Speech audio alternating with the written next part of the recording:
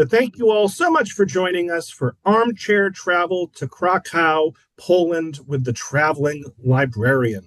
Join Jeff Klapes, the Traveling Librarian, for an armchair traveler's journey to Poland's impressive second city, Krakow, a captivating city rich in history and culture. We're going to explore an imposing castle, the medieval old town, and the historic Jewish Quarter of Kazimierz. I'm sure I'm getting all this wrong. Don't worry about it. With its charming cobbled streets, vibrant cafes, and gorgeous architecture, Krakow offers a perfect blend of the past and present.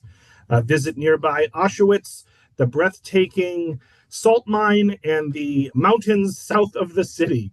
So Jeff is the retired head of reference services at the Lucius Beebe Memorial Library in Wakefield, Massachusetts, and an avid traveler and photographer. And I again want to thank the Friends of the Library for sponsoring. So all nearly 175 of us who are watching live, and the many more that will watch the recording, let's give a big virtual round of applause to Jeff for joining us this afternoon. And Jeff, you can take it away. Thanks so much. This Zoom is making this little cloud of hearts and applause things going up. That's kind of cute. Welcome, everyone. Thanks for having me back. If I recognize a number of names, so if you've been to any of my programs before, you know I tend to be pretty informal, although since we're in webinar mode, I can't actually hear or see you, as Robert said.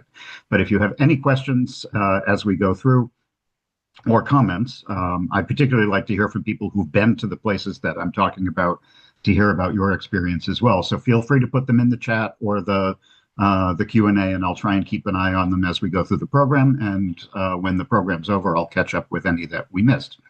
So I'm going to get started right away. This is a trip that I took actually very recently. This was just a couple months ago. I went at the end of May and early June.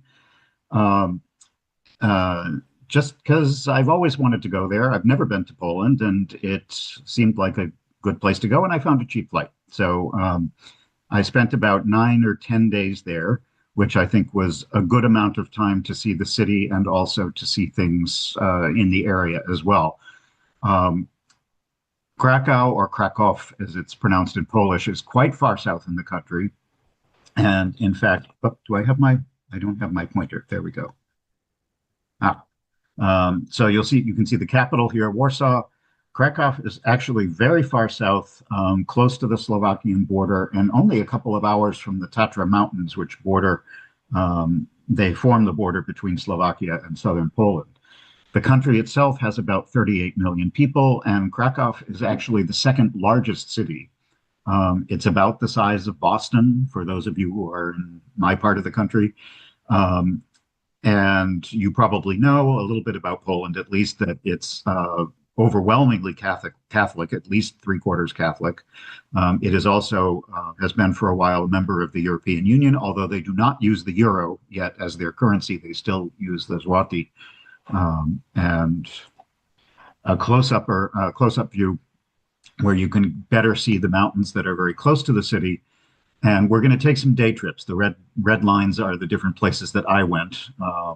I'll go into that in more detail as we get further into the program.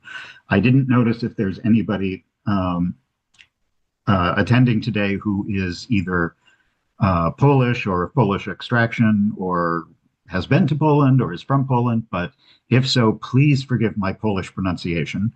I love languages. I speak a couple of different languages, but Polish is difficult. So I hope I don't mangle Polish pronunciation too much.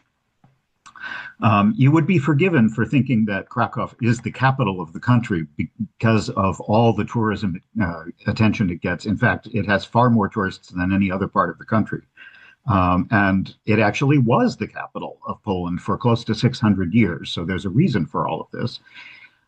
This is the view from the room that I rented in the center of town on one of the main streets, very close to the historic center.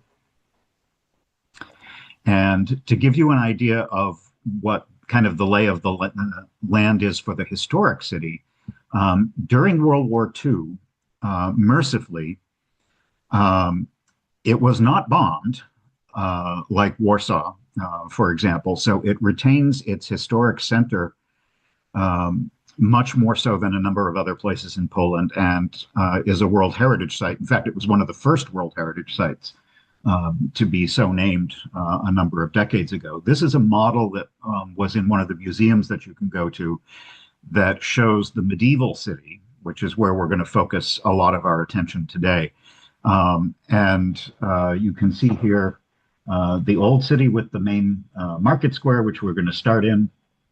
And then further south, right close to the river, dominating the river, is Wawel Hill, which is the original, the historic fortress, which remains today with its castle and its cathedral, and it's where the royal palace and the royal fortifications were for centuries. This model, you'll see, has two different colors of buildings. The ones in gold are, this represents the medieval period of the city, back when it was at its height, with all of the original fortifications all the way around the city. And the gold buildings are ones that would have been built in either brick or stone, and the darker black ones would have been built in wood. And of course, back at that time, wood was a problem because fires could very easily start. And like many other cities in medieval times, fires spread very quickly and damaged various parts of the city over the centuries. So slowly over time, most of those places got rebuilt in stone just because they were safer. And again, to show you the modern city, this is a map from Google that shows you the same area that we were just looking at, with Wawel Castle down at the bottom. The interesting thing here that you'll notice is that where there used to be walls, those walls were taken down in the early 19th century, the fortifications that used to encircle the old city, and they were turned into a beautiful park, which we're going to visit a little bit later. And that's one of the real highlights of modern Krakow. And this is an area, a map from a guidebook that shows you a little bit about how the city is organized. So the Old Town, we'll focus most of our attention in the Old Town, but there's a number of other neighborhoods a little further afield that have quite a few things to see if you're there long enough. And the ones we're going to spend the most time in will be Kazimierz and Podgorze, which are the former Jewish areas south of the original Old City. It's a very walkable city. The river that goes through it, the Vistula, which is in Polish is Wisła, is a beautiful river. The city itself actually doesn't focus on the river like some other cities, like London or Paris and some other European cities. But the modern riverfront is actually quite nice because they've built a lot of promenades for bicyclists and walkers, and there's boat trips and so forth. The entire city, with the exception of Wawel Hill, most of the city is pretty flat, which makes it a very easy place to walk. They also have an excellent public transit system with trams that go all over the place, and buses. So it's very easy and very inexpensive to travel around the city. We're going to start in the very center. This is called Rynek Główny, the main market square. That's what that means in Polish. It is one of the largest public squares, medieval public squares in Europe, and it's surrounded by amazing architecture and scores of cafes and restaurants. So it's really the heart of the both the medieval city and the modern one. It was built in its current form in the 1200s and was the main center for commerce. And the huge cloth hall, which you can see here, still exists today and was the centerpiece. This is a computer-generated image in one of the museums that shows what the square would have looked like in the medieval period. And you can see that back then there were lots of different market stalls all over the square, which is much more open now. And also the other building that I'll point out here is the old town hall, of which only the tower remains. The rest of the building was taken down in later centuries, but we're going to spend a little bit of time in this area. This is what it looks like today. Krakow is incredibly touristed. And fortunately, I was there kind of on shoulder season, but it was beautiful weather.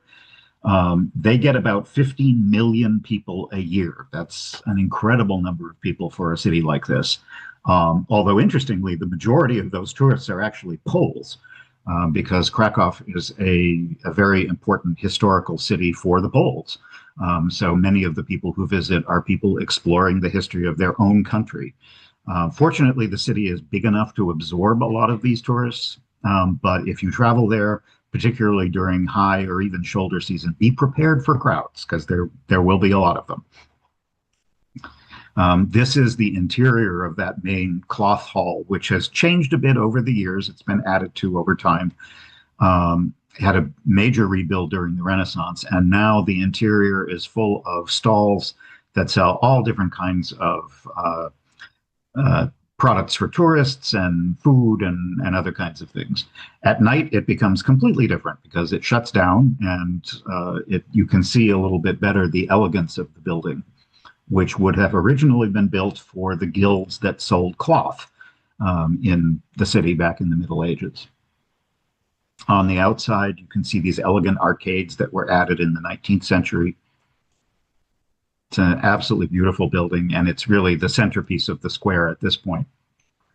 Right next to it is the 70-meter Gothic tower, which is all that remains of the original town hall that they took down in the 1800s. But you can climb this, and it's worth doing that if your knees are up for the very narrow staircases, because they give you a fantastic view over the center of the city. And if you're like me and get lucky, you may be able to see the tower of the church, which we're going to look at next. St. Mary's Church is the main church on the square here. And I don't know if any of you remember or have heard of the old classic story called The Trumpeter of Krakow. The Trumpeter still plays today. Every hour on the hour, there is a trumpeter who plays a traditional melody from the top of this tower, 24 hours a day, every single hour on the hour. And I was fortunate enough to hear it with this beautiful view from the other tower. But there are some really nice views around the square. I should mention that this square was completely redone about 20 years ago when they did a major archaeological study. So it was totally torn up in the first decade of the 21st century. You can see an aerial view here of just how much digging they did. And what they did with that is they learned a lot about the history of the development of the square through the centuries. And they turned it into a fascinating underground museum. So if you go into the cloth hall, you can actually go down, and there's an enormous museum below the square where you can literally see the layers of history, because over the centuries, it was different time periods. They built new layers on top of previous layers. And the museum demonstrates that quite nicely, with a history of the city and the history particularly of the square and the buildings that were in it. And around the square are lots of beautiful buildings from all different time periods: the Gothic, the Renaissance, the Baroque, the Classical, 19th century. The most famous of which is St. Mary's Basilica. And as is often the case, this seems to happen to me a lot, the most important place that you want to visit is always under scaffolding. That's the way life goes. But the good thing about the scaffolding, of course, is that they're doing renovations to enhance and protect the historic building. I'll show you the interior of the church in just a moment. And I also, just because you may not be very familiar with Polish, it's a Slavic language, and it's very, very different from any other language that you might know. The pronunciation is hard, the spelling is hard, and these are just two examples of some signs which happen to say construction site, no entry, and attention construction workers. But fortunately, you do not have to learn Polish. It always helps to learn a few phrases like good morning, thank you, please, where is, all of those kinds of basic phrases, which are not too hard to pick up. But you certainly don't need to learn Polish to travel in any of the major cities in Poland. English is widely spoken in almost any hotel, restaurant. In fact, most of the places I went, assumed English. They didn't even bother to start in Polish because they know the vast majority of people that they're interacting with are going to be foreign speakers who either speak English as their native language or speak English as a common language. So you'll find English will get you pretty much everywhere in Krakow. So back to St. Mary's Basilica. This is the most famous church in the city, a Gothic masterpiece from the 14th century. Here's the main entrance door and a ceiling in the nave. The interior decoration is absolutely stunning. Here's the organ. And this just mind-blowing decoration, most of which actually, even though the church is much older, most of the decoration that you see is from the 18th century. And here's the choir looking towards the incredible gold altarpiece, which is certainly the highlight of any visit to the church. It's 40 feet high. It has panels that actually close and open, and was constructed in the 15th century over roughly a 20-year period by a single artist who carved this. The statues that you see of the individual saints are much larger than life size. In fact, most of them are around 12 feet tall. It was taken by the Nazis during World War II and eventually recovered in Bavaria, where it was returned later on to the church and completely restored a couple of decades ago. It's just an incredible work of art. It's considered a national treasure for the entire country, and you can see why. But all throughout the rest of the church, there is unbelievable decoration. This is in the choir. Carvings all over the place. Here is a shrine to Pope John Paul II, who is very important in the city. He wasn't actually born in Krakow, but he became the Archbishop of Krakow before he became Pope. So there are a lot of references to him and shrines to him in different churches around the city, since he was so important there. And just a couple more photographs showing you the area. This is a little chapel right behind that basilica, very tiny church to St. Barbara, which was built on a square that used to be a cemetery. The cemetery is now gone.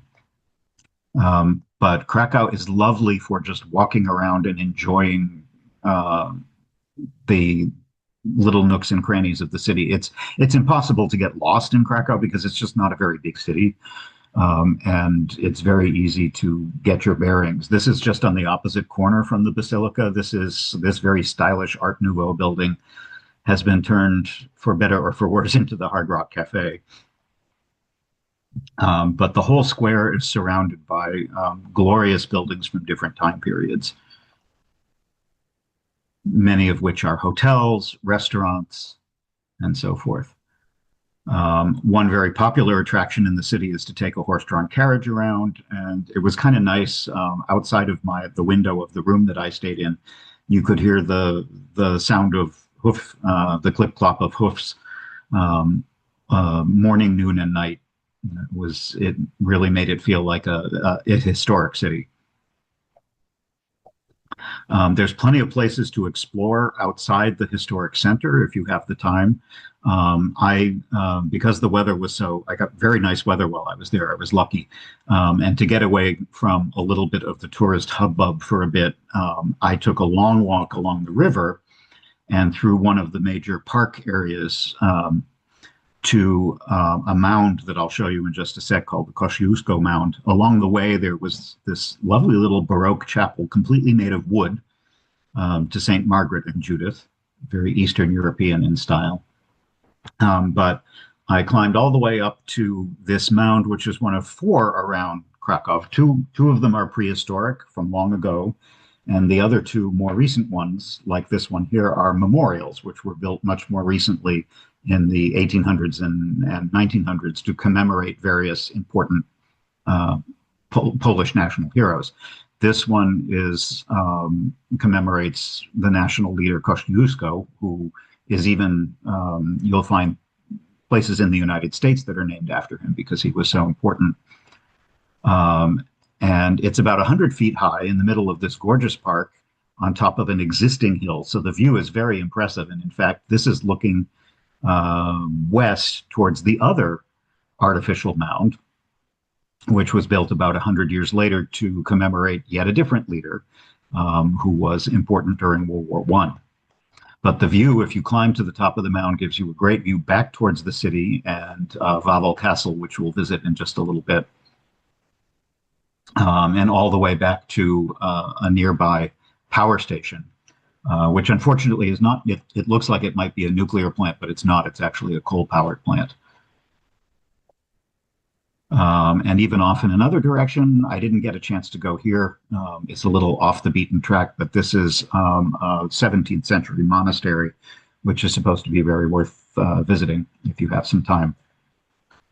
But back in the city, the historic center, except for Wawel Castle and the hill that it's on, which you can see here, the city doesn't really focus on the river. But they've created all these beautiful lawns and parks so that you can stroll along the river. Many of the monuments are lit up at night, so it's a beautiful place to explore. And there's lots of churches. I think if you're into churches and you're into architecture, Krakow is going to be an amazing city for you. This is right next to the river. It's a Franciscan monastery called the Bernardine Church, a very lush Baroque church that was built in the late 1600s.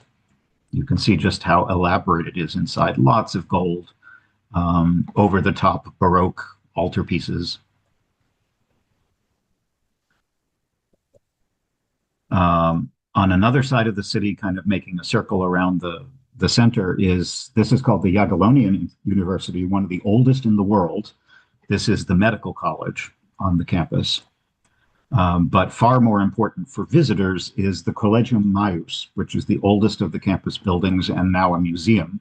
And the statue that you see on the right here is probably its single most famous student, who was Nicholas Copernicus, who studied there. The building is from the 1400s, and it has this lovely courtyard with a well in the center and arcades around it. And it's now a museum. So you can see the interior, which has rooms basically as they were during medieval days, some of which have been turned into exhibitions of what student life would have been like in those time periods. These are some things, this actually is a room completely dedicated to Copernicus. This incredible door, inlaid door. And on the left, this is an old anatomical model, which reminded me very much of that.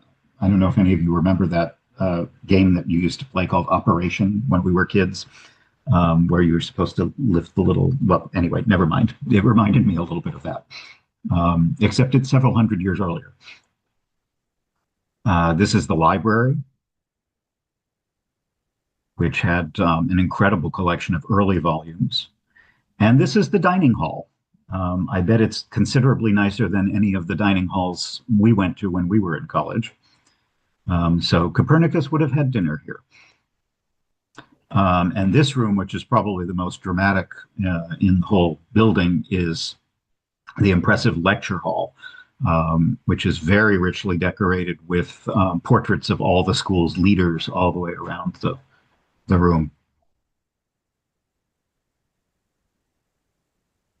The hotel that I stayed in was pretty inexpensive. I would say Krakow these days, it's not incredibly cheap, but it's certainly less expensive than some of the big capitals like Rome or Paris or London, as far as European cities are concerned. And my hotel actually had an incredibly sumptuous breakfast, which was included in the room rate. You could get a full English breakfast, a full Polish breakfast, and I had a view. If you were eating breakfast, you could actually look out at this gorgeous Gothic church right across the street.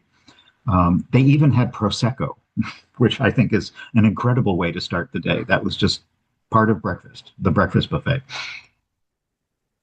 So this is that church. It's called the Holy Trinity, a very early church from the 1200s, Gothic in style. With a beautiful interior, of course, and some incredible interior carving in the choir. I saw so many churches in Krakow that, to be perfectly honest, there's a lot of them that I don't even remember which ones there were. This was a relatively small Baroque chapel, but I remember finding it very impressive for one that was so tiny. Here's another one. And if it gets hot, which it actually did while I was there, I had expected kind of chilly, rainy weather because it was late spring. But it turned out to be quite warm the entire time I was there, and that made it almost obligatory to spend some time in the park, which is called the Planty. And that's the one that I showed you earlier that completely encircles the old town, where the original fortification walls used to be. So now it's completely tree-lined. There's pavilions, there's things for kids to do, there are places to get ice cream, benches to sit on, and just elegant paths and lots of shade, which is really nice when it's warm. Walking in the city is unbelievably easy and safe. I was really struck by this. I've never, particularly coming from Boston, spending a lot of time in Athens. Krakow was totally different. Pedestrians get an incredible amount of respect there. In fact, most of the streets I saw didn't even have walk signals. All you have to do is step out into the street and traffic stops dead if there is a pedestrian. I've never seen a city like this before. If you do that in Boston, you're taking your life in your hands. And even the taxi cabs would stop, which is just unheard of. I've never been to a city like this, but it made it very pleasant to stroll around the city because it was so safe. I'm not sure exactly what this symbol was. This is either a small child, a pedestrian holding a very large balloon or a very large lollipop, or maybe it's one of those signs that's supposed to say stop and go on either side. I wasn't entirely sure. There are some fortifications that still remain of the ones that used to circle the entire city, so we'll see a little bit of that in just a minute. But as a student of architectural history, it was just a magnificent city for me to walk around in because there's a wealth of things to see from so many different time periods. This is an Art Nouveau building on the north edge of the city called the Globe House, for obvious reasons. It has a globe on the top. Originally built for the Chamber of Commerce. And it has some symbols of commerce built into the side of the building. A ship that would have traveled the world bringing products to and from Poland. Another example, this kind of black and white decoration is very common in Eastern Europe, less so in Western Europe. And this is another of the main remaining fortifications. This is called the Barbican, which was built in the late 1400s as part of the fortification walls of the city. And it's one of the few parts that still remains. They've turned it into an exhibition space, but it has become the main entrance to the city on the north side. Here's another view of it there. But there's quite a few places where you can see the fortifications. This one has been turned into a museum, which we're going to visit later. But all over the city, there's just incredibly impressive details on every street. And of course, Poland is known for food. I'm going to show you a variety of different kinds of food, from not just Polish food, from other nearby cultures as well. They're big on donuts. So for those of you who are anywhere near Dunkin' Donuts here in Massachusetts, the Poles have their equivalent, and they're big fans of those. Another one of the big churches is the 13th century Basilica of St. Francis of Assisi, which has some beautiful stained glass inside. It's known for its stained glass in its interior, as well as its connection to Pope John Paul II, who used to stay here before he became Pope. When he stayed in the city, he would often stay in this monastery. And something I found interesting, of course, as in many churches, in many religions, you can light a candle. Usually you throw €1 in the box and light a candle. in someone's memory, but here they are very advanced, and you can even, if you don't have any coins on you, you can pay by card to do the same thing. This is another magnificent Baroque church that I don't remember which one it is. And some more interesting architecture around the city. There's a lot from the early 20th century, Art Nouveau and even Art Deco buildings, which have incredible details and just little decorations on them, Victorian doodads. This interesting one is has curves all over it, but I don't know if you can see up at the top. Here's a closer view.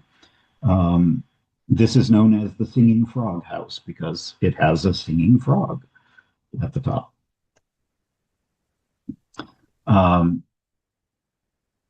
If you're interested in street food, there's a lot of street food throughout the city. These are a very inexpensive way to have breakfast that you can walk down the street with. They're kind of pretzel-y, but they tend to be more like a breakfast style pretzel. But they have that thick kind of bagel-y kind of dough, but they often have either poppy seeds or sesame seeds on them. Excuse me, and they're very, very popular to just grab one as you're walking down the street and eat as you walk to work. This is another basilica, much more recent. It was built right before World War I. So it's kind of Art Nouveau in style and has these beautiful decorations inside in a style that's very distinctly 20th century, including some modern murals and some stained glass. This, on the other hand, is built slightly before, in the late 1890s. This is the National Theatre and Opera House that was modeled on the Opera House in Paris to imitate the luxury of the Parisian Opera House. And there's a lot of that kind of architecture throughout the city. Again, I mentioned earlier that Krakow miraculously escaped a lot of the damage that many other cities in Eastern Europe did during World War II. So the historic city did not require as much reconstruction as places like Warsaw did. And that has made the historic center just, it's picture perfect in much the way that Prague is. If you've been to Prague, it's very similar. Let's talk a little bit about food. The restaurant scene is really vibrant, not just for Polish food. I was really surprised. I expected a lot of Polish restaurants, which there are, but there were also all kinds of other ethnic restaurants. There was Greek, there was Italian, there was Indian, there was Hungarian, there was Georgian food, there was Armenian food. So almost every night I sampled a different cuisine, mostly from Eastern Europe, just because it was a way to try a lot of different things. This is Polish. On the left is borscht, beet soup, which is made in very many different kinds of recipes. This is a thin broth with a little vinegar in it that I liked because it gave a little kick to it. And the ever popular pierogies, which are on the right, which are essentially like little raviolis, and they can be filled with meat, vegetables, mushrooms, sauerkraut. They even have sweet ones for dessert. And it's a very filling dinner. A couple more of the major churches. These were just a block from the room that I stayed in. This is Saints Peter and Paul, the earliest Baroque church in the city from the about 1600. And right next to it, literally next door, you can see the other one here, is a Romanesque church, which is one of the earliest churches in the city. This is from the 11th century. A really nice thing about Krakow that I enjoyed was every night they have all over the city, there are very inexpensive classical music concerts. Most of them take places in the churches or other well-known public spaces. I'm a huge fan of Chopin, he spent much of his life, of course, in France, but he's a native son of Poland, actually from Warsaw, not Krakow. But he's a national hero everywhere in the country. And so I was able to go to a recital that was Chopin by candlelight. They actually had candles throughout the hall, which was lovely. It was in the Benedictine church. And I think it only costs 15 or 20 euros, and you can pretty much walk up at the last minute.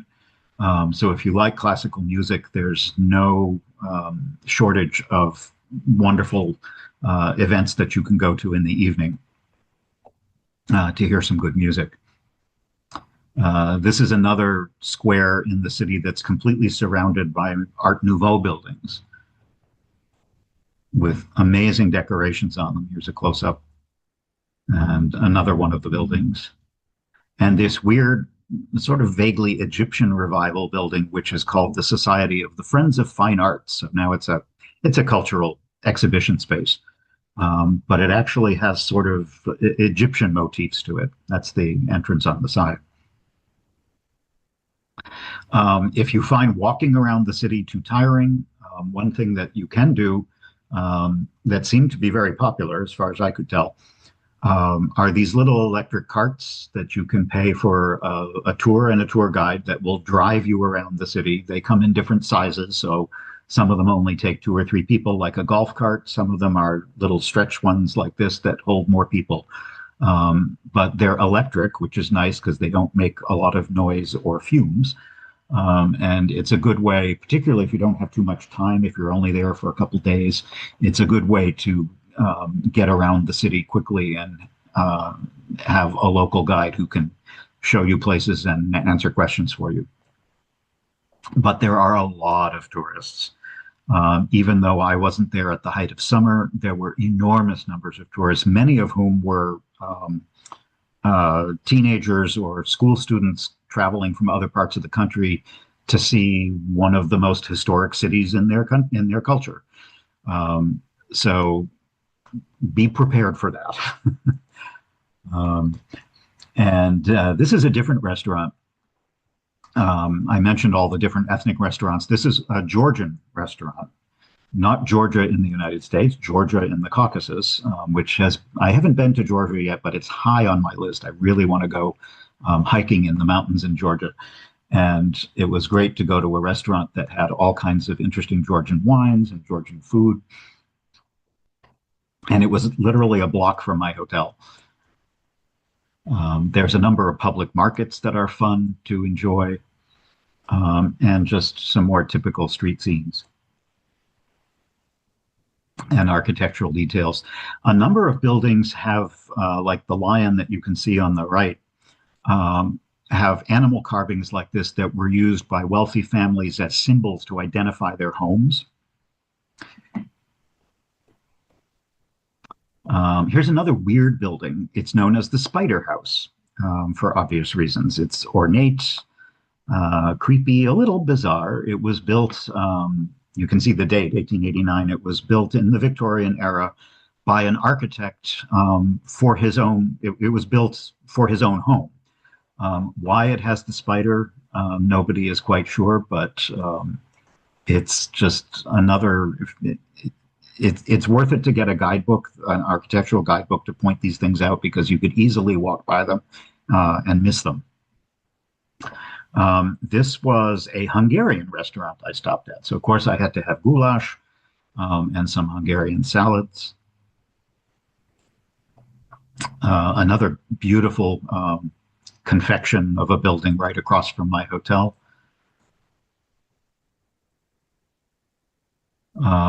If you like these kinds of urban details and also people watching between the locals and the tourists, it was a really wonderful place to just sit yourself down and watch the world go by. Given all the churches and monasteries in the city, it should come as no surprise that there's actually a lot of monks and a lot of nuns walking around. Poland is a fairly observant country. Unlike a lot of Western European countries like France and the Netherlands, where they are nominally Christian, but attendance has fallen off in recent decades, Poland is still pretty observant. And I don't think there was a single church I went into where there weren't locals in there praying, lighting candles. It is still a fairly religious country, and very observant.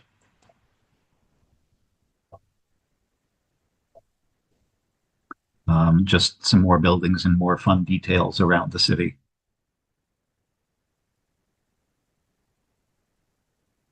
And beautiful colors. It's not a drab city by any means. Just outside the northern walls, this is a square very close to the train station called, this is called the Grunwald Monument. And it commemorates an important king from the late 14th, early 15th century. And it was built in 1910 to commemorate the 500th anniversary of an important battle when Poland and Lithuania decisively defeated the Teutonic Order, which gave them more independence at that time period. Poland, of course, being a flat place in between major powers on either side, Lithuania, Russia, Prussia, Germany. As you know, Poland has been caught in the middle of a lot of battles throughout history. And at night, it's a delightful city to walk around. The streets are very atmospheric. It's very safe to walk around. Most of the buildings and monuments are spotlit, including the Wawel Castle, which we'll visit in just a moment. And there's plenty of things to be tempted by in the stores, souvenirs, food, and just beautiful buildings. The square in particular, the main market square, is particularly stunning at night. And it's where everybody focuses their attention. It's completely mobbed at night, and there are cafes and restaurants all the way around the perimeter. It's like a stage set where people go to see and be seen.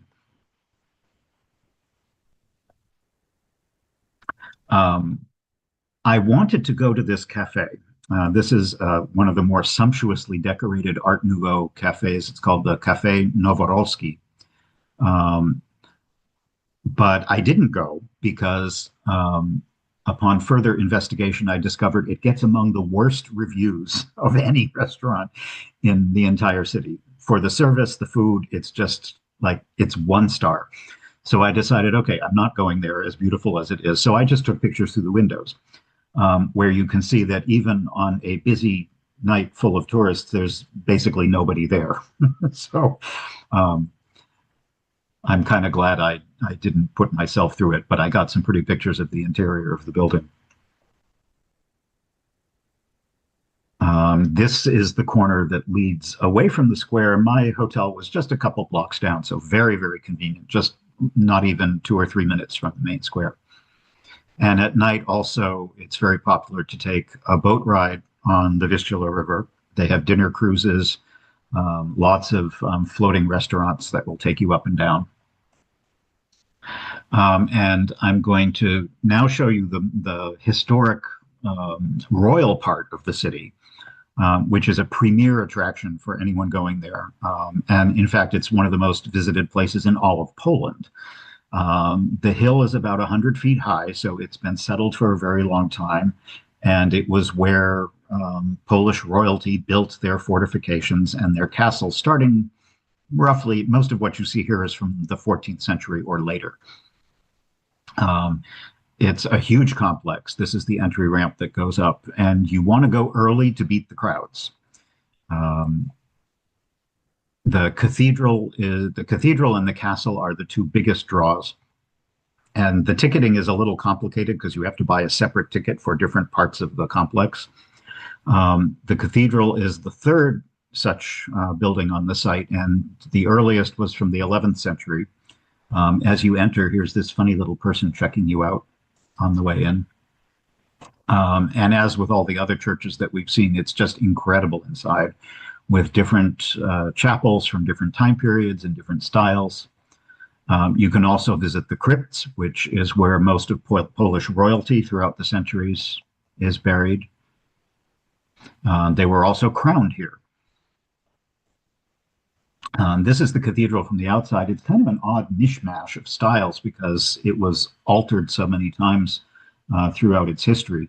But you can climb the bell tower, which is well worth doing if you don't mind the stairs, because there's a nice view from up there, and you get to see some really gigantic bells that are still in use today. The second thing that you'll want to visit is the castle itself, which is now a collection of museums. This would have been the royal residence for Polish royalty throughout the years. But now it's a collection of different museums with an enormous courtyard in the middle. And in addition to the rooms that have been restored to the time period when royalty would have been there, it's also an incredible museum collection with decorative arts, furnishings, paintings, and so forth throughout Polish history. They even have some important artworks. This is Hieronymus Bosch on the left. A massive collection of gold and silver and ceramics, costumes, metalworks, furniture, all kinds of things. And the building itself is very impressive. There's some ceilings like this in the royal staterooms. The most impressive ceiling is this one on the right, which has individually sculpted heads. It's actually much bigger than the section I'm showing you in what used to be a throne room. On the left is a guy, I don't remember who this is of, but it kind of made me think he was saying, "Look at my amazing clock," which is pretty amazing. This is a room completely filled with Meissen porcelain. This is that throne room with the ceiling covered with heads. And they also have a fascinating display, which didn't seem to fit with anything else, but it was incredibly unusual. They have an assortment of Ottoman Turkish military tents that were acquired by the Polish royalty over time. And they have, at least 8 or 10 like full-size tents showing what it would have been like if you were in the Ottoman military on campaign. There's lots of royal regalia and paraphernalia in the treasury. And my favorite room was this little one. This is called the Cabinet of Curiosities, which had a display of oddities that the Polish royals collected over the centuries. And just a completely bizarre mix of things like a cup made out of a beautiful shell, a gold chicken made out of an ostrich egg. And of course, if you have a gold chicken made out of an ostrich egg, it's important to have a special carrying case made for it so that you can take it when you go on vacation. Who knows? Another place that you can visit, which yet again requires a separate ticket. These gardens aren't very large, but they're very beautiful. And are kind of on terraces down the side of the hill. So they have beautiful views over the city. This is a view from those gardens where you can see just how much Krakow is there's no skyscrapers, there's no modern buildings anywhere in the old city. It really feels medieval. It's a city of spires and steeples that looks like it did years ago. This is a view of the castle from below, just to give you an idea of how massive it is.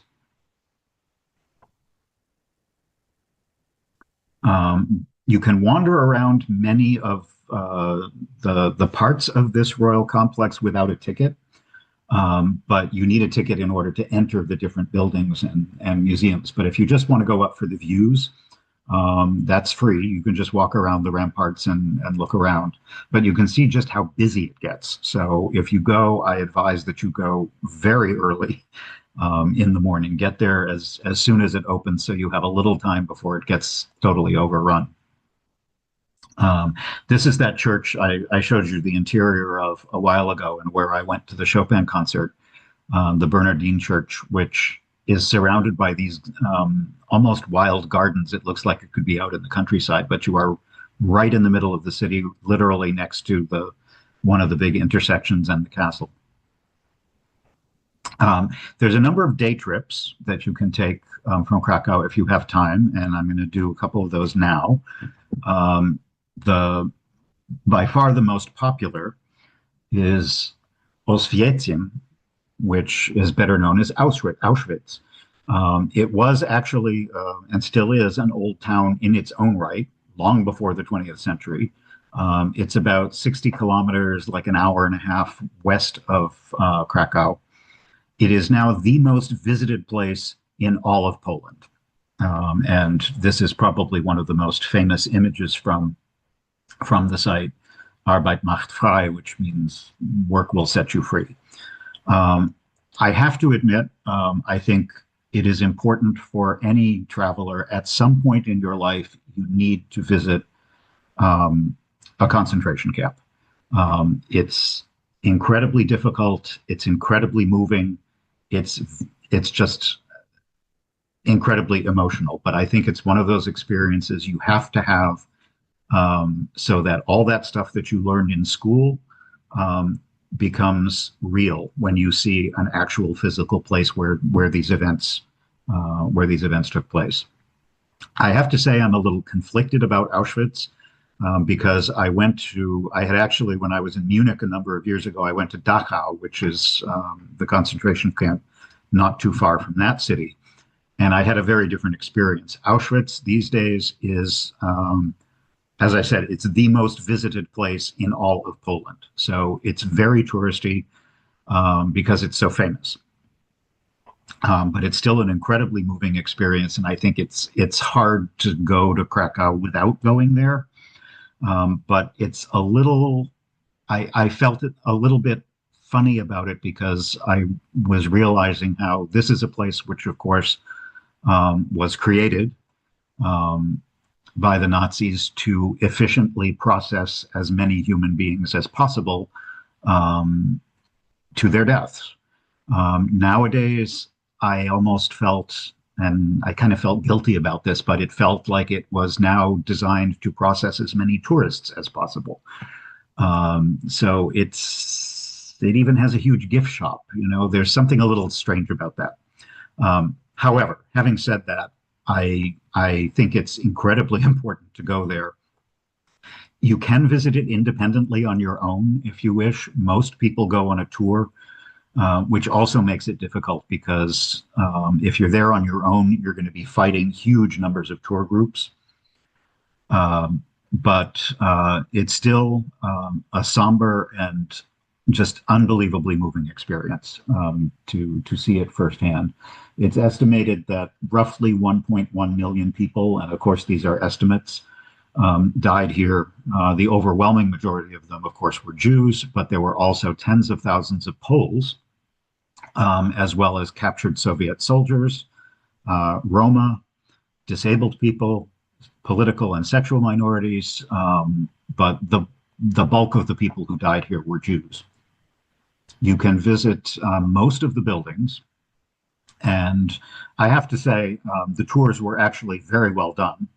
There's incredibly knowledgeable guides who take you through the different places and explain how everything worked.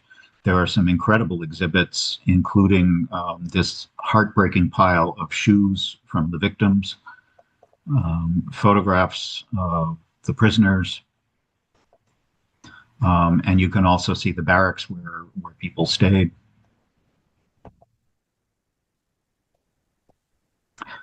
You can even enter the actual gas chambers, which is very disturbing. Not everybody feels comfortable doing that, so I would completely understand if you didn't. But it's an unbelievable experience to actually stand in a gas chamber and understand what happened there within the lifetime of many people who are still alive today. But if you go there, I would highly recommend, not everybody does this, but it's very easy to do. Right next to Auschwitz is Birkenau, which I found to be actually a much better experience because for some reason, everybody goes to Auschwitz, but hardly anybody goes to Birkenau. So there's far fewer visitors, but it is equally impressive, equally poignant. You can actually see the train cars that brought people to their doom. It's very unsettling. It's just unimaginable. But I found that going to Birkenau was a more profound experience just because there were fewer people there. And you could get a better sense of what it was like without feeling as touristed.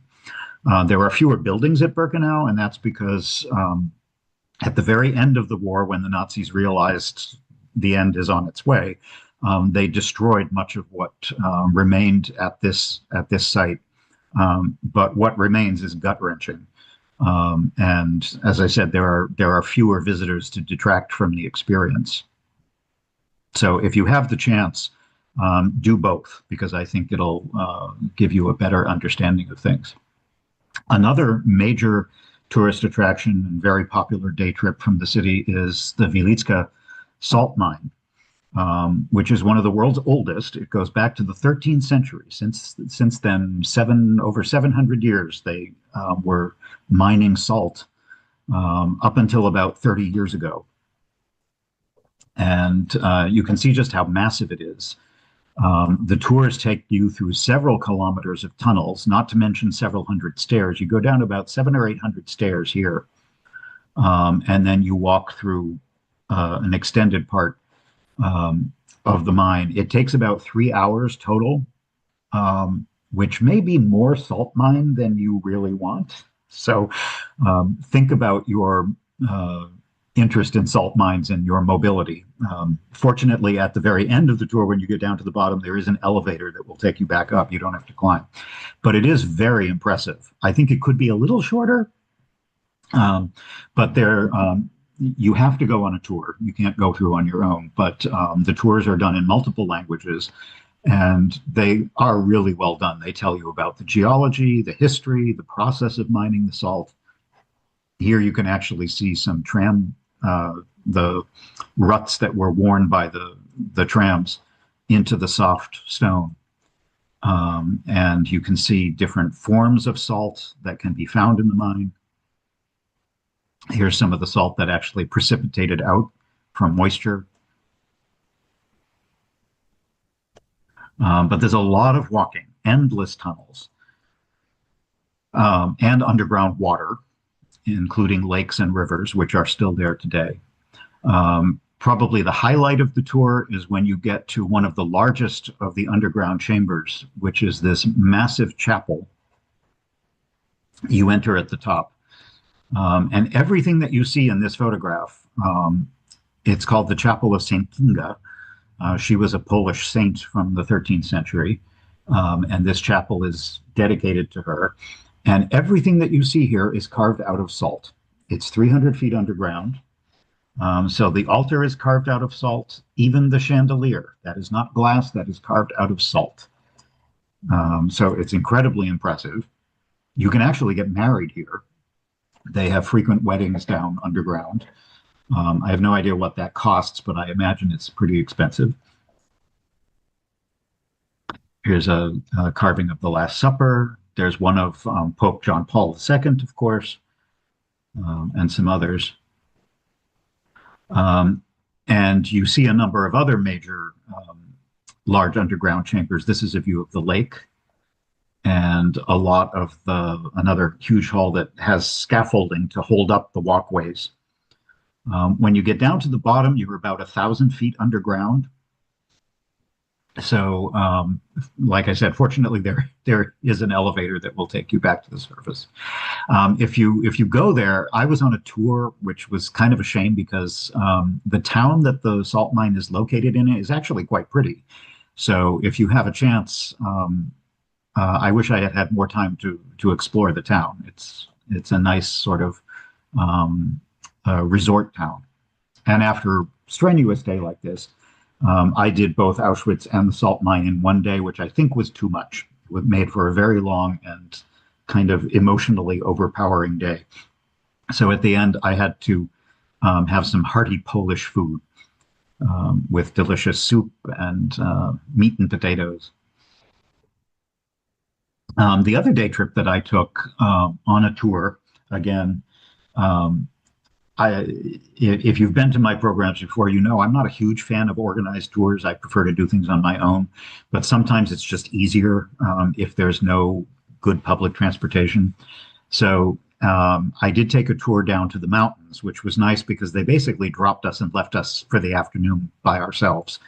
And there were only 6 people on the tour, so it was basically just a little minivan with a guide, which wasn't too bad. And so this is, if you go straight south from the city, we stopped in this nice little town called Chokołów to enjoy its traditional architecture. This is a small village, maybe 1,000 people, that goes back to the 16th century, and it's known for its wooden houses, which have a very traditional sort of alpine mountain style. Most of them are built with decorative gables that face the street, and they have elaborate carved decorations, fun downspouts like this one.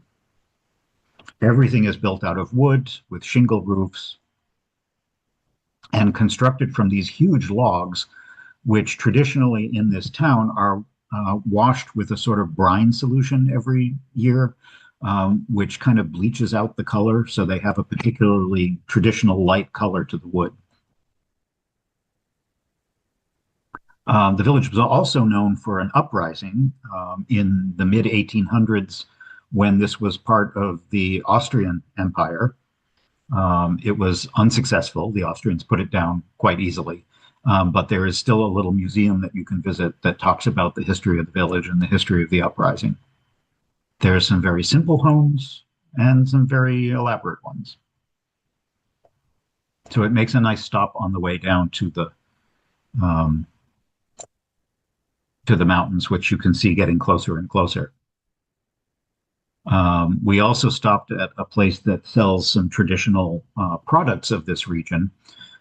This is a local cheese, which they form into these interesting little shapes with wooden molds. And then they smoke them for a good, at least 2 weeks in little smokehouses. And then they serve it by grilling it. And usually it's served with a plum jam or a cherry jam, and often served with vodka or liqueurs made from plums or cherries. It was a very delicious snack, and you can buy it in most of the places around here. But the highlight was to get all the way to the Tatra Mountains, which are on the southern border with Slovakia. And this is a town called Zakopane, a very popular holiday destination for Polish people today, especially in the winter, because it's a very big ski resort. You can see this is the mountains in the distance, which are still snow-capped. This was the beginning of June, the very first days of June. You would never guess, if I showed you this photo without telling you what country it is, you'd probably never guess this was Poland. Most people think of Poland as very flat, which much of it is. It's kind of the Ohio of Europe. But this area is really dramatic. The highest peaks here are around 8,000, 9,000 feet high. So it's a perfect ski resort. In fact, this is looking down over the town, and you can see some of the ski jumps that during the winter are used for downhill ski competitions. It was actually a very small town for a long time, until about the 19th century, when they discovered mining in the area. So it became a big mining center for a while, and then very quickly morphed into a spa resort town, because it was relatively accessible by train from Krakow, and it had a pleasant mountain climate. So during the heat of summer, you could escape to the mountains where it would be cooler. And you can see just how beautiful the landscape is around. It's a very popular alpine getaway for Polish people. And it's a big enough town now that it has lots of restaurants, lots of places to stay, and beautiful nature. So there's lots of hiking trails, even if you don't ski, or you're there during the summer. There's lots of natural beauty and nature activities to do. And one of the must-do things is to take the funicular up the mountain, or you can hike a path. I took the funicular up and hiked down. for stunning views out over the town and the valley and the mountain range behind. I did find it kind of funny, given that I'm here in Massachusetts where we have beautiful beaches, and I spend time in Greece where there are many beautiful beaches. So here in the Tatra Mountains, they don't have any beaches, so they created one. So here are Polish people enjoying the beach up on top of the mountains, and instead of looking at the ocean, they look at the mountain range.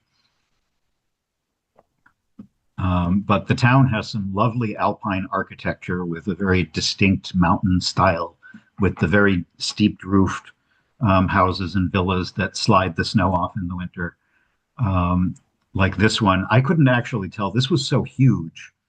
I thought it was a hotel at first, but I think I realized it's actually, you can tell from the BMWs in the driveway, I think it was actually a very wealthy person's house. There's also a beautiful church close to the town, just on the outskirts, which reminded me of a number of churches I've seen in Romania, a very Eastern European style of wooden architecture. It's not that old. It's only about 120 years old, beginning of the 20th century. It's a chapel to the Sacred Heart of Jesus. But note the interesting stained glass. It's just a beautiful little chapel on the edge of the mountains, typical of the local style of architecture. It even has a wooden chandelier. And it's fun to explore the town, which has, it's been mostly pedestrianized. So there's lots of shops and restaurants and historic buildings, very quaint center of town with a river running through it, right through the center. Plenty of cool buildings to look at, as well as a couple of small museums about the history of the town, the history of the region. I just liked this restaurant called Reserved. Kind of made me think that it must be incredibly difficult to get a table here. But you can see more of those local products, the cheeses that I showed you earlier, lots of sweets, sauerkraut, all kinds of canned vegetables and fruits and syrups and all kinds of different products that are popular in Poland, as well as textiles. There's beautiful lace, linens, embroidery that you can also get here. And if you aren't interested in any of the local crafts, there were people selling abandoned Amazon packages, which I understand is now a thing all over the world, not just in Poland. This is the first place I saw it. So these are packages that people, for whatever reason, never got. They never got delivered, or they were abandoned. And so it's kind of a, you can pay an amount of, €5 or whatever, and you have no idea what it's going to be until you open it. So you may go home with a new iPhone or a pair of socks. Who knows? But I thought that was kind of fun. I didn't buy anything. Just some more examples of the private homes in the town. Very atmospheric.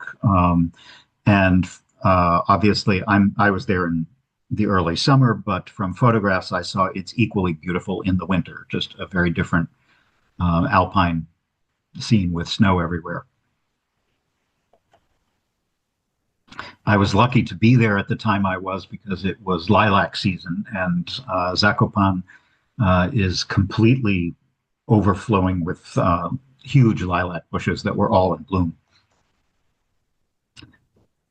Back in Krakow, I'll show you, finish the presentation with just a couple more things to see in that area. This is one of the best museums in the city, the Czartoryski Museum, which is one of the best collections in all of Poland.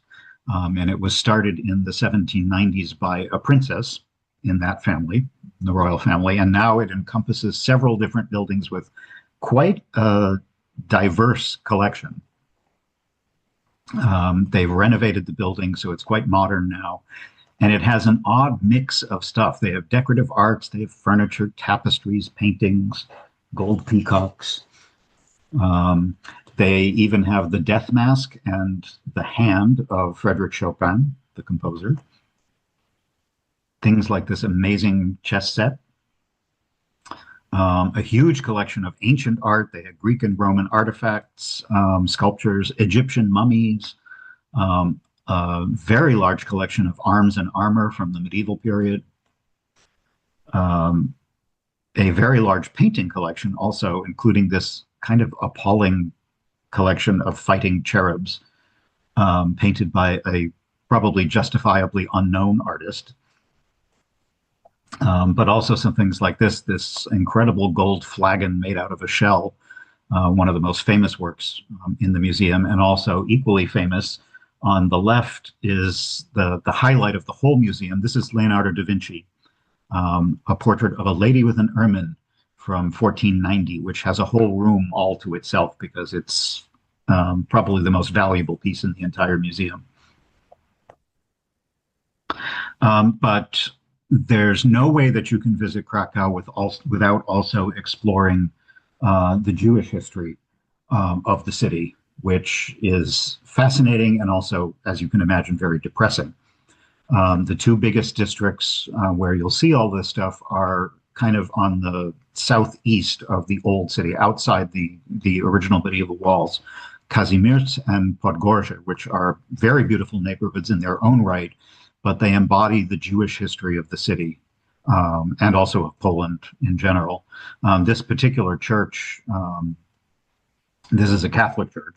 Kazimierz was once a separate royal village just outside the city walls, but eventually became part of the city. And it's one of the few parts of the city outside the historic center that did get significantly damaged during World War II. This is the Church of Corpus Christi, which is just dripping with gold, and also has some more horrid cherubs. And in between these two districts, there's a very modern bridge built only about 15 years ago that connects Kazimierz with Podgórze across the river. It's only for pedestrians and cyclists, and it's a convenient way to get across. It's named after a well-known priest named Father Bernatek, but it's lit up at night, and it has these interesting sculptures of life-sized acrobats playing on the support wires.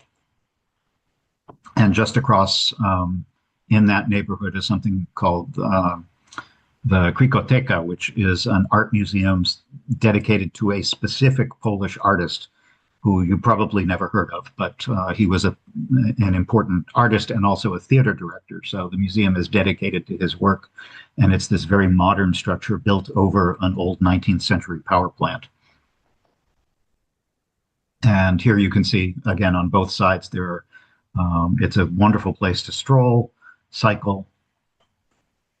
But the neighborhoods themselves are really nice to walk around in because they have a lot of original architecture. This is one of the big market squares in Kazimierz. And there's some nice walking tours that you can take to see a number of the historic synagogues that still remain. What's difficult, I think, about this kind of tourism is that the buildings are beautiful, the history is fascinating, but it's difficult coming to grips with the fact that pretty much the entire Jewish population of Krakow has all but disappeared. And in fact, of the different synagogues that you can see marked on this map, only two still offer services of any kind. Only one of them offers regular services. The other only does it on occasion. And they're quite small. So out of the original 68,000 Jews that were in Krakow pre-World War II, only about 1,000 remain, roughly. They were expelled from this district of Kazimierz into a walled ghetto that was created across the river in the other neighborhood, Podgórze. And from there, they were kept in the ghetto until gradually, over time, being sent to their deaths in the camps. So you can visit many of these beautiful synagogues, but it's sad knowing that most of them have been basically turned into museums. They are no longer active places of worship. This one is the oldest and dates back to the 15th century and is an absolutely amazing museum. The building itself is beautiful, but it has a large collection of religious artifacts and also documents. that explain the history of Jewish culture in Poland and in the city itself. Here's some views of the interior. And this is the exterior, the main facade. It is, in fact, the oldest synagogue in all of Poland, not just in Krakow. And here is the back. There's a nice market around here. Many of these synagogues are clustered around a big plaza called Zeroka, which is a long, narrow plaza that's kind of become the center of Jewish life in the city. So there are a lot of restaurants serving traditional Jewish food, bookstores, and so forth. This is another one of the main synagogues to visit, and it's much more recent. This was built in the 19th century, so it has almost a Victorian feel to it, called the Temple Synagogue. And inside, a very elaborate maroon and gold interior with lots of drippy Victorian decorations.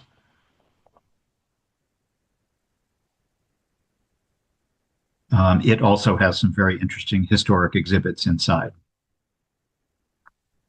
And another of this is probably the tiniest of the remaining synagogues, but it's exquisite. This is from the 16th century, the Ramu Synagogue, which this is pretty much the whole thing. But the decoration inside is just beautiful. And right behind it is a quite large and atmospheric cemetery from the same time period. This is not a modern cemetery from the 20th century. It is a 16th century one. So the tombs are quite beautiful, very traditional. And this whole neighborhood just is a delightful place to walk around and visit the different monuments and synagogues and eat good food and learn about the history. This is one that was unfortunately closed, and it was too bad. When I was there, it was closed. It's no longer a synagogue. It's been turned into one of the better known bookstores in the country. I'm sorry, in the city. If you get tired of walking around, these people are not in line for one of the big attractions of the city. They are in line for ice cream. That's how warm it was when I was there. If you don't want ice cream, pretty much every neighborhood, every restaurant claims to have the best pierogies in all of the city. So feel free to sample them all and compare. On this particular day, I went back for some more Polish food. This was a delicious stew with mushrooms. And for dessert, they're pancakes, but they're thick. And they're crispy, unlike American pancakes. These were, I think they were deep fried, so they had a nice soft interior and very crispy on the outside. Really good to end the day. Or if you don't want that, you can get a fluffy apple tart. I didn't eat both of those on the same meal. These are actually from two different meals, just so you know. And the last neighborhood we'll visit is the other one across the river, called Podgórze. The main square as you cross the river has a very large public square with a monument that has 68 chairs in the main square. There were a number of little memorials to Jews in Israel right now, because of course the war in Gaza is still going on right now, and there are still remaining captives in Gaza being kept there by Hamas. So there were understandably a lot of political statements around the city. Each of the 68 chairs in this square represents 1,000 of the Jews that lived there before World War II. So both of these districts, Kazimierz that we were just in and Podgórze right across the river, did suffer a certain amount of damage, unlike the historic center, and also neglect both during and after the war. But they've seen quite a renaissance and a lot of restoration in recent years, particularly starting in the 1990s. And that was due in a large part to the release of Steven Spielberg's film Schindler's List, which came out in the 90s. And that brought a lot of attention to the history of the city. This church, which presides over that big square, is called St. Joseph's Church, and it looks like a huge, almost like a big wedding cake. It's actually kind of bland on the inside, but it's a fantastic Gothic revival confection, kind of looking out over the square. But here's a map of that district, and the black line that you may be able to see here. Most of the city that we've seen before is north of the river, and all of this black line denotes where during the 1940s they built the wall to create the ghetto, and they relocated all the Jews into this area. There is one little stretch of wall. This is a historic photo in the museum showing one of the entrance gates, and there is still a small section of the original wall that has been left as a memorial, showing you what it would have looked like.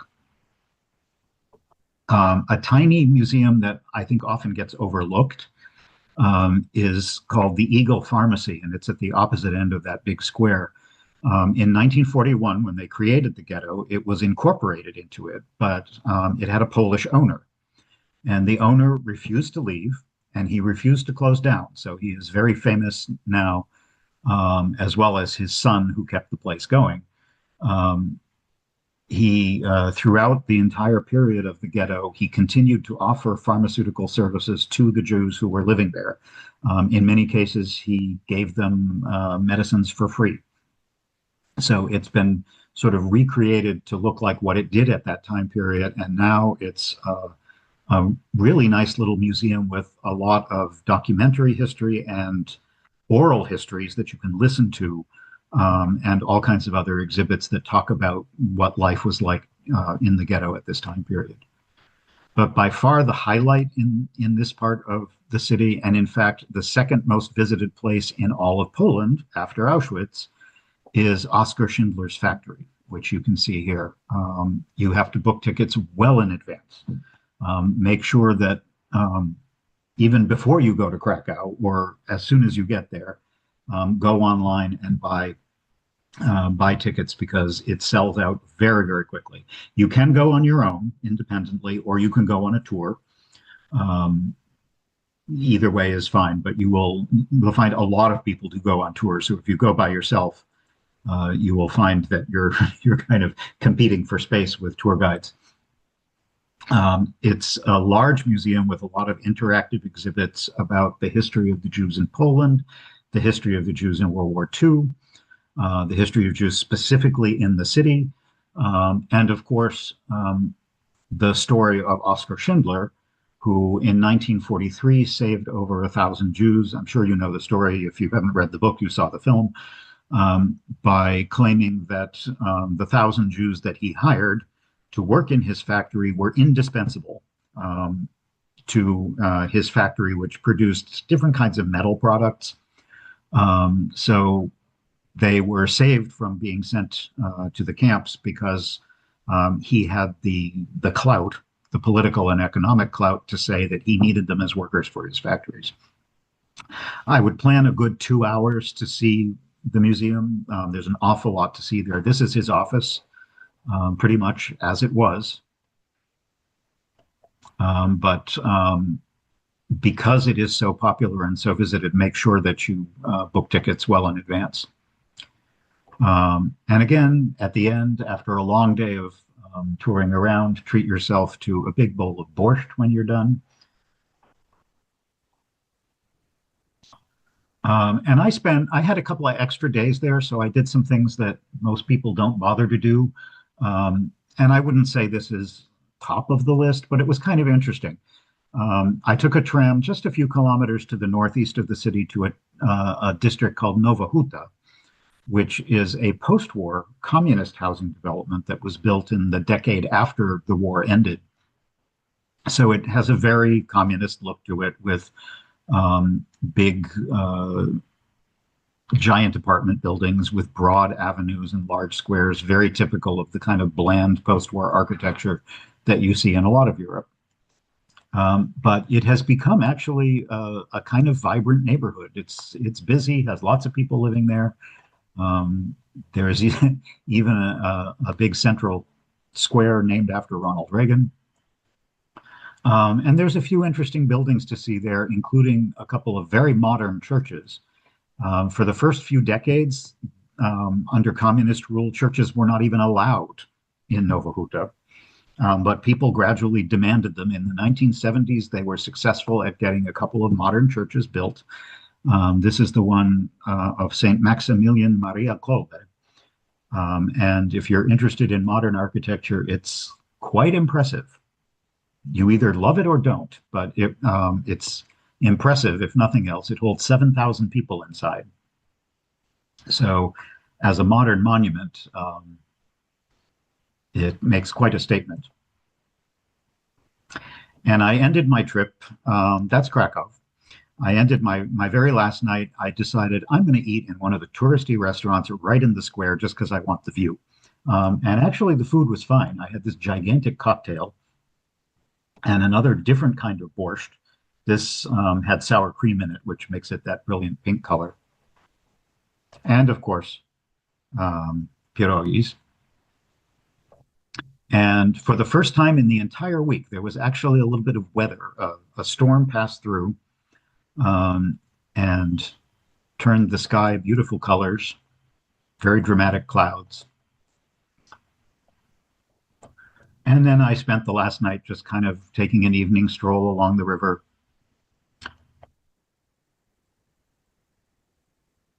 And wandering the picturesque streets at night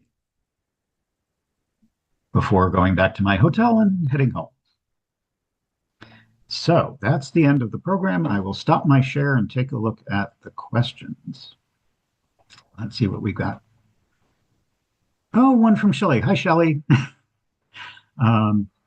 She says she went to the International Federation of Library Associations in 2017 at a conference, and Krakow was a side trip.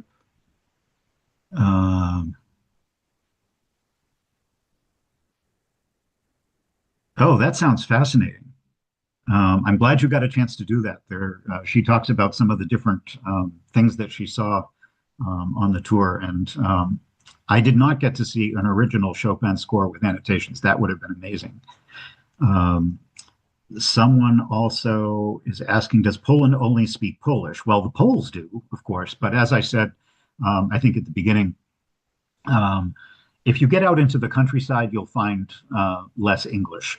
But certainly in any of the major cities in Poland, and Krakow in particular, it has so much tourism that English was not only widely spoken, it was pretty much what people started with because they assumed that you aren't going to speak Polish.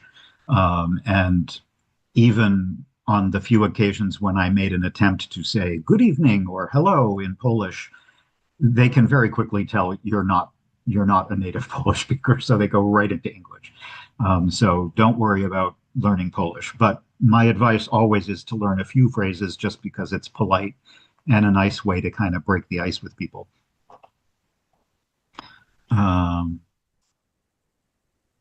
Do I happen to know why Krakow wasn't bombed in World War II?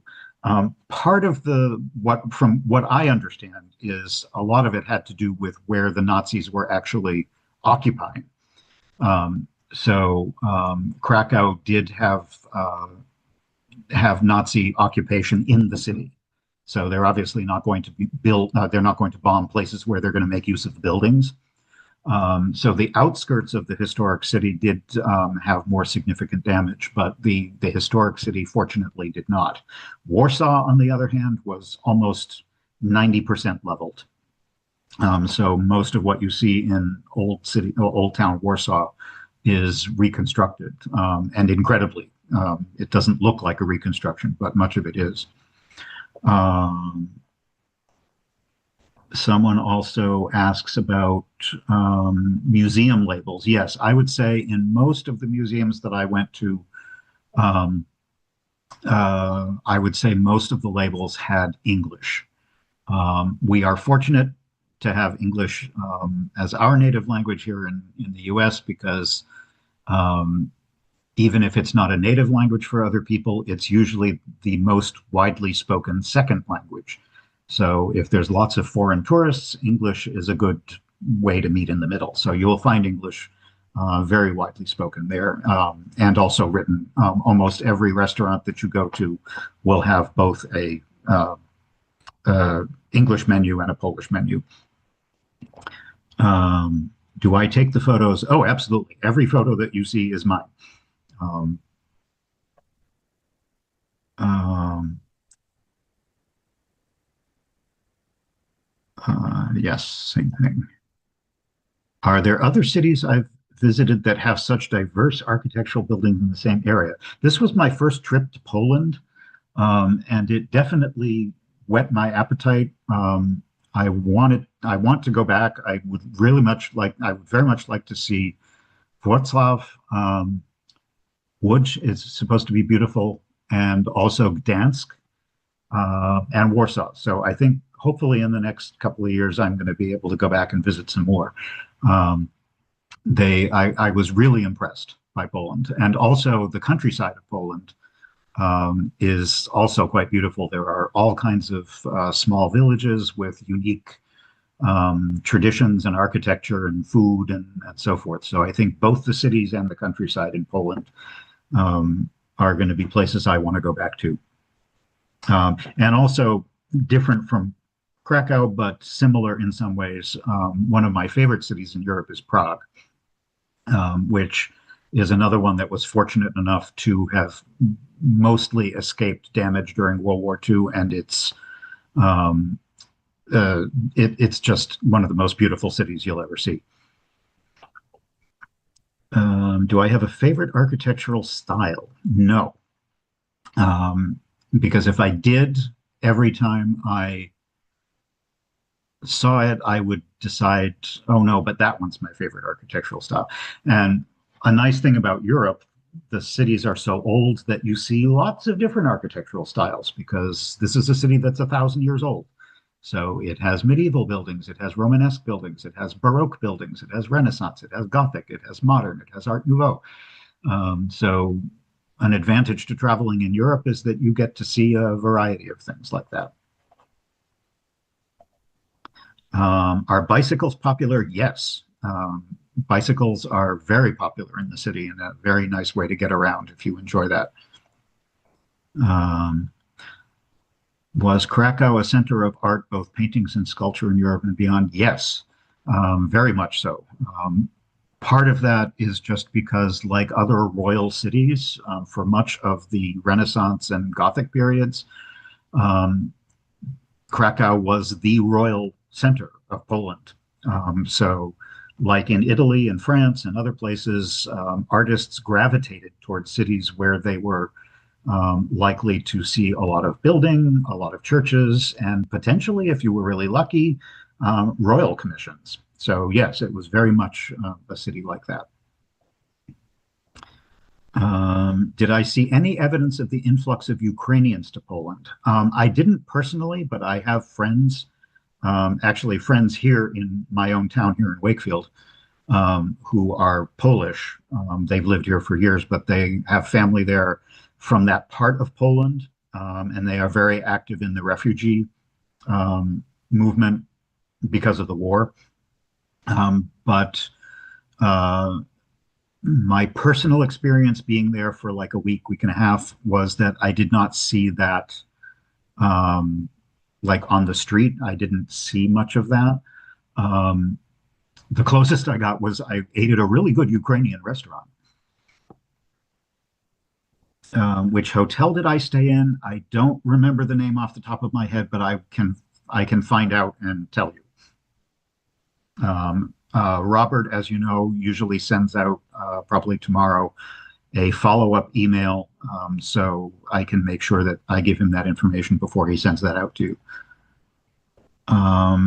Yes, I would stay there again. It was a very nice hotel, and the breakfasts alone. I'm sorry, Prosecco for breakfast.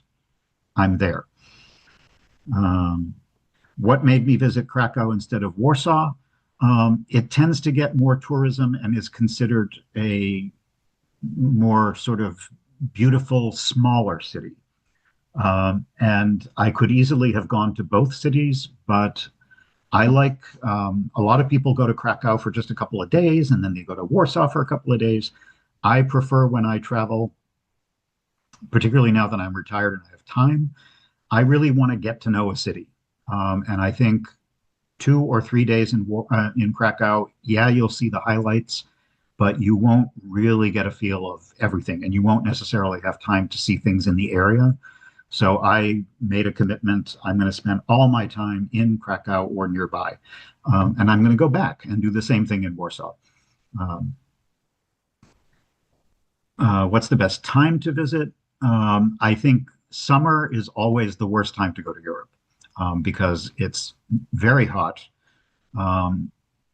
Poland is in the north, but it's also flat. And with climate change, Europe, you've probably seen articles about how horrible the summer has been in Europe, in parts of Europe that don't normally see temperatures that high. When I was there, I had expected actually cooler temperatures and rain, and I ended up with temperatures between 75 and 80 the whole time, and sun. So I got lucky.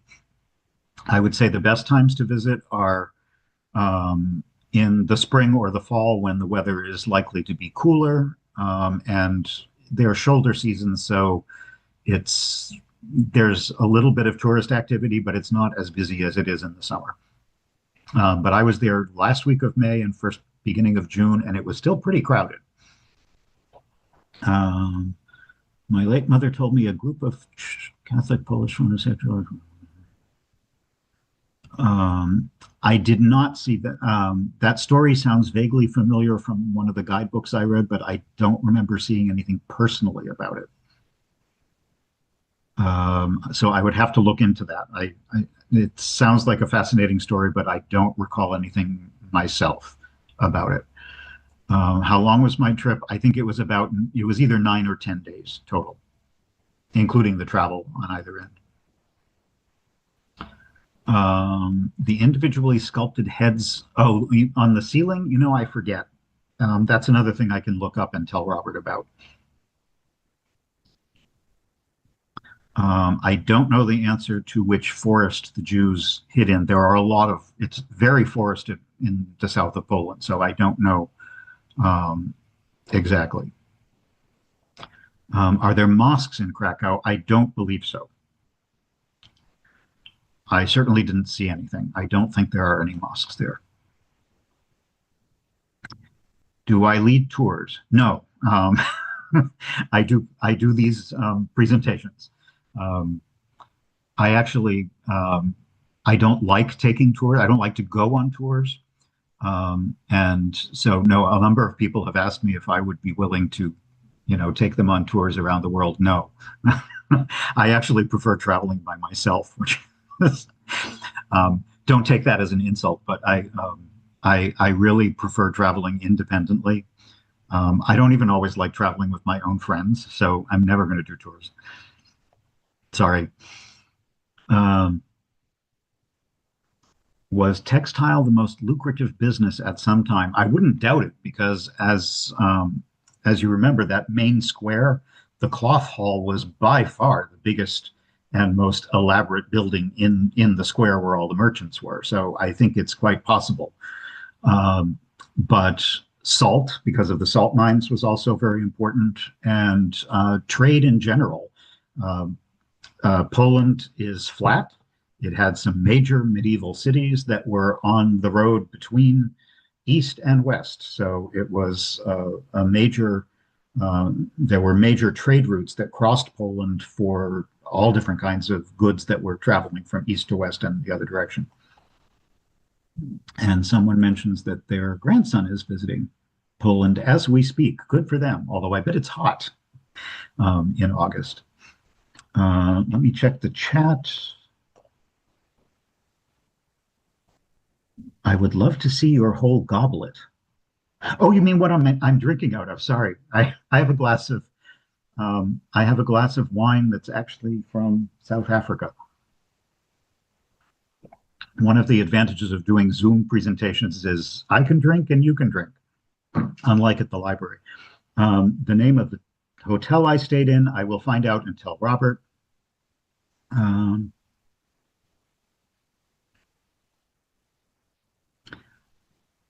Perhaps because I am Jewish, I noted that everyone talked about Poles and Jews, but not Christian Poles and Jewish Poles.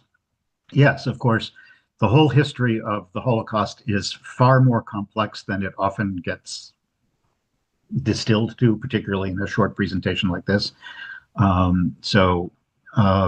I would highly recommend, if you travel there or have an interest or have family connections in your family history, it's difficult history to read about and learn about, but it's way more complicated than I talked about here.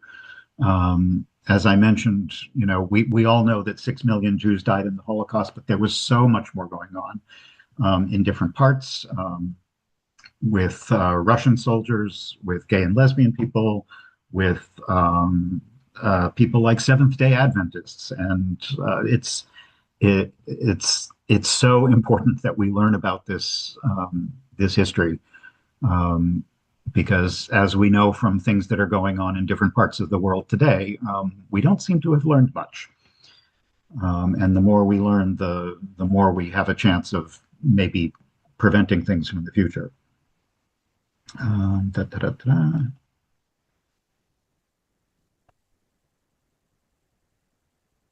Lots of nice compliments, but I don't see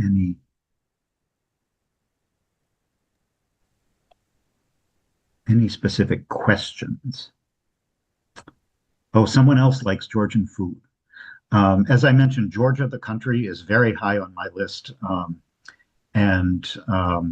I'm a big fan of Georgian food. I even have a Georgian cookbook that I use a lot here because Georgian food is delicious, as is Georgian wine. If you are able to get it, it's not imported here very, very well, but if you're lucky to find any Georgian wines, give it a try.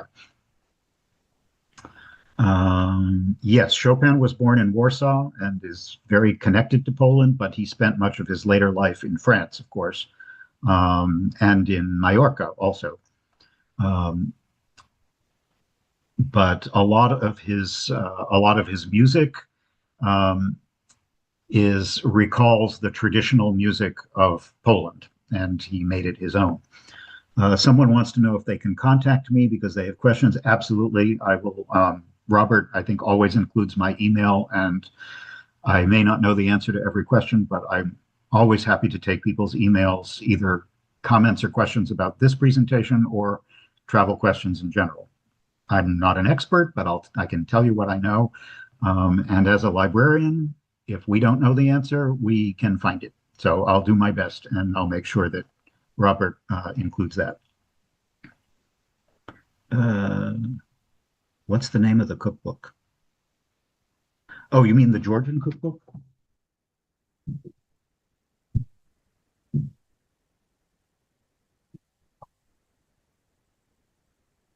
Can you see it? Wait a minute. Let me look at I hope you can see it. It's called Supra. So if you like Georgian food, borrow it from the library or buy it and try some of the recipes. They're delicious. And I can't wait to go to Georgia and do a presentation on it. So I think I got all the questions, but if I missed any, I'll try to answer them through Robert when he sends out his email. So folks, let's give Jeff a big virtual round of applause for a great presentation. I will be sending out, let's say tomorrow morning, I'll be sending out an email with a link to this recording and information about some other upcoming virtual programs that might be of interest. I'll also include Jeff's email address, his Instagram link, and any answers, additional supplemental information and answers he wants me to provide to all of you. Just a note, Jeff will be back in 5 weeks on Tuesday, September 23rd at 2 o'clock. And that presentation is going to be a little different. It's basically going to be how to learn a language before you travel. Those are my words, not yours, Jeff, but that's how I'm going to go with marketing it. And also next Tuesday at 2 o'clock, Joy Marzoff will be joining us for armchair travel to New Zealand. So lots of great stuff coming up. Jeff, any last words for the audience? Nope. Thank you very much. I hope I'll see you next time. As Robert said, that'll be a slightly different one because it's not photography, and it'll probably be a little bit shorter, but I hope more interactive because the reason I'm doing it is I've had a lot of questions from people about language when I travel. Is it necessary to know the language? Do they speak English? And I have my own personal experiences with learning foreign languages for various reasons. And I thought, as a librarian, I always got questions about what's the best way to do it. And the answer is there's no best way, but there's a lot of ways that you can do it. And I'm going to try to share a lot of those with you and what I've done to give you some ideas of, depending on what your motivation is, what ways that you might think about trying to do it for yourself. So that'll be a little bit different, and I'm kind of looking forward to it because it won't be the typical presentation that I normally do, and I hope you'll participate with lots of questions. Sure. Great. So we will see Jeff next month, and look for that follow-up email from me tomorrow, and please take the feedback survey when you exit the Zoom. So thank you all so much, and I hope Thanks for having me, and I'll see you next time. Great job, Jeff, as always. Take care, everyone.